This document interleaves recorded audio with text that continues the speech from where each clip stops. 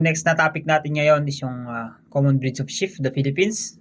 Next breed, yung White Dorfer. So, nayari natin si Spanish Merino, St. Croix, Catadin, Barbados, Blackhead Dorfer. So, ngayon, ito si Whitehead Dorfer. So, halos wala naman silang pinagkaiba ni Blackhead Dorfer. Pure, ang kwan lang, yung kulay is pure white, si Whitehead Dorfer. And sinasabi na slightly shorter siya and stockier compared dun sa Blackhead Dorfer. And additionally, dinagdagan siya ng African Banroy na breed. Kaya nawala yung blackhead niya. So kasi white din to. So yun. Yun lang naman yung difference niya dun sa Blackhead Dorfer. Tapos yung mga ibang characteristics niya, parehas lang din naman. 50 to 80 kg yung female and yung rams 90 to 120 kilos. So primarily for meat production din siya. Ayan. And yung fertility, ganun din. So ito triplet pa. Ayan. Maganda din yung ano niya. Highly prolific din siya. And yung adaptability niya dun sa mga environment, ganun din kaganda. Same dun sa mga hair sheep natin na tupa. Next, ito yung latest, no? For meat quality. Si Sheep Master. Ito yung latest na dumating. Shedding coat. So, ganun din ano, nag-shed din siya ng coat.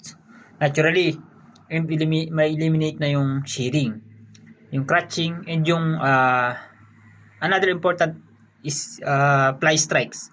So, ito yung mga madidiscuss din natin to dun sa diseases ng sheep. Pero discuss na rin natin yung iba ngayon. Kasi commonly to pagka ganitong tag-ulan, pag mga rainy season, yung mga Spanish Merino, dahil makapal yung wool, last time nag-dispersal kami, puro yun yung naging problema, yung mga hindi nagsisilong. Nasa loob yung dumi, pagkatapos, nababasa, parang nagmamat doon sa loob. Pagka matid yung balahibo, naiipon yung basa doon, mangyayari itlogan ng langaw. So nagkakaroon ng meiosis. Especially nga pagka dito sa may part ng buntot na to, sa likuran, nahaluan ng dumi ng tupa. So na-invite na yung langaw para itlogan siya. Then mapapansin mo na lang, nagtatamlay, buhay na pala yung mga tiis or yung meiosis, yung uod ng langaw. Ayan, nagkakasugat-sugat din sa mga balahibo. Pero yung mga ganitong breed, dahil nagsished sila, so lessen yung ganong cases. And fertility, maganda din yung fertility nito, highly fertile, with excellent maternal instinct, and potential siya for seasonal. So pag seasonal, pwede siyang ma-breed year-round. Hardiness and adaptability, ganun din, maganda rin yung adaptability niya kahit sa anong climate conditions, kahit sa mga mainit na area. So, okay din tong breed na to.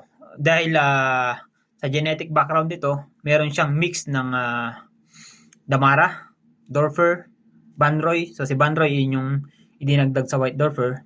Finn, East Frisian, Kojak, Ultra White, and White Suffolk Sheep. So, yung mix ng breed na yun, nagpapatibay sa nakuha nila yung mga genetics, yung characteristics ng mga yun bilang matibay na klase ng breed at malalaki for meat production din. And dinevelop siya ni Neil Garnett, focusing on functional, easy care, and red meat animals. So, ease of management, ganun din sila, madali din silang alagaan. Dahil calm yung kanilang temperament, strong mother instinct, and good good and fast yung growing. So yun lang yung mga common breeds of sheep sa Philippines. Next natin is yung dentition and feeding sa different stages and diseases. So like follow and share nyo lang. We will continue this sheep production series.